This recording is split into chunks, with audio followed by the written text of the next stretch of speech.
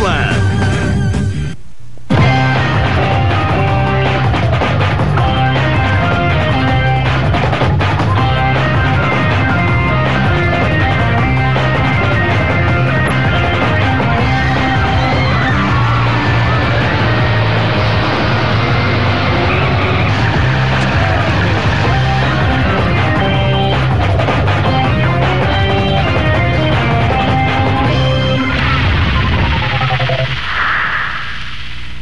Ngayong hapon sa Game Plan.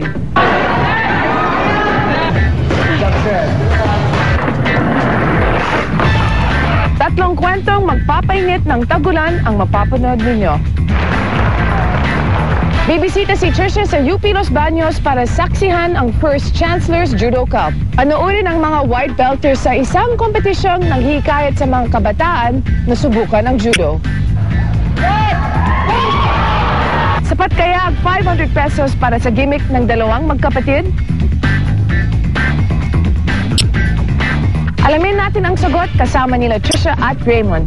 Susulitin nila ang kanilang budget sa pagkakarting at pagbaboxing sa Alabang. Hindi siya kasha, pero laban pa rin. At sa Misfit,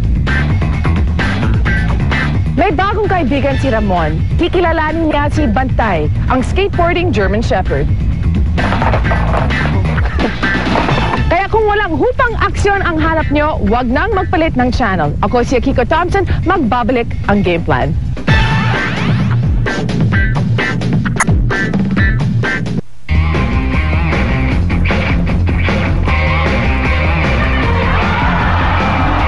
Eliminate the opponents, one by one. We must play hard. Sa dinami-dami ng martial arts dito sa Pilipinas, isa ang judo sa maraming taga-suporta. Kaya naman naisip ng UP Los Baños Judo Association na magkaroon ng National All-White Belt Competition para madagdagan pa ang mga judoka sa ating bansa. Nandito ako sa UP Los Baños para sa First Chancellor's National Judo Cup.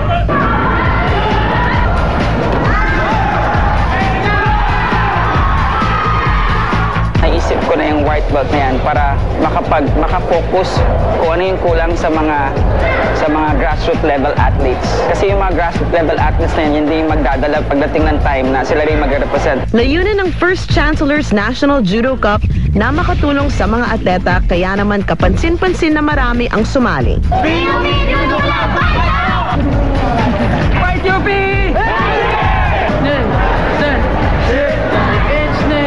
Kabilang dito ang grupong nagmula pa sa Mindanao, ang Western Mindanao State University Judo Club, at mga grupong kilala na sa larangan ng judo. The Stanley's Judo Team, ang mga nag-co-coach kasi dyan is the former national coaches. Kita mo na malakas sila at palaban. As long as we do what we always do during training, do our own thing, and kahit matalo, okay lang. Basta bigay lang lahat. The PUP Judo Team hanggang ngayon number 1 na yan ng NCR. Hindi na nawawala. At saka almost kasi lahat ng Philippine team galing ng PUP. Play well. Iwasan na lang ang injury. Ngunit hindi lang mga veterano ang sumabak sa laban. Kasali rin sa paligsahan ang mga baguhang miyembro. Sana manalo lahat yung players, yung participant ng team ngayon. Kasi karamihan sa amin rookie. So yung iba, second tournament pa lang to. This is the first time to have the judo club in the Philippine National Police Academy. More exposure sa mga bago kasi kapag isinabay natin sa mga colored belts, nawawalan sila ng nanggana. Kinakabahan kasi first time ko sa martial arts. Kung may kinakabahan, mayroon din naman mga grupo na buo ang loob na manalo, tulad ng UE Warriors at Mapua Judo Club. Isa lang yung strategy namin, huwag ka magpatalo.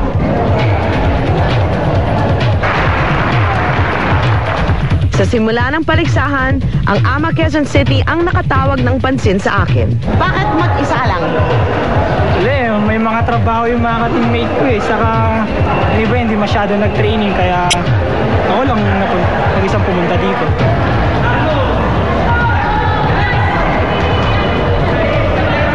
Ngayon lang ako nakapanood ng judo at hindi biro ang nakita ko.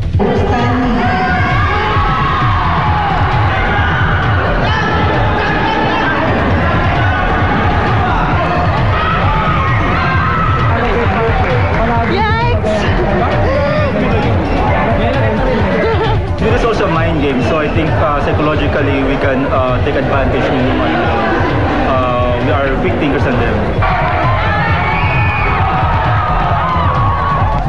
Hindi lang mga lalaki ang nagpamalas ng galing, pati mga babae ay hindi nagpatalo. Isa na dito ang all-women tandem ng Muntinlupa Judo Club.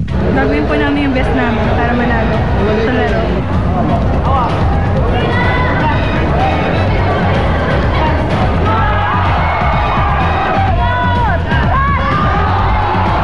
Pagkatapos ng men's, ito yung women's open category. Alam nyo, mas mainit pa tong mga laban na to kaysa sa men's.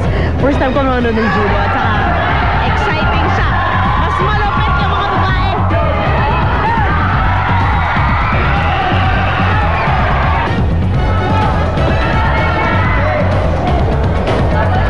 If you know how to protect yourself, di ba? Hindi ka nila basta-basta na, let's stop for a while. Dahil itong babaeng to, hindi basta-basta. Masasabi kong hindi ganong kadali ang maging isang mahusay na judoka. Disiplina at pagmamahal sa napiling sport ang kinakailangan.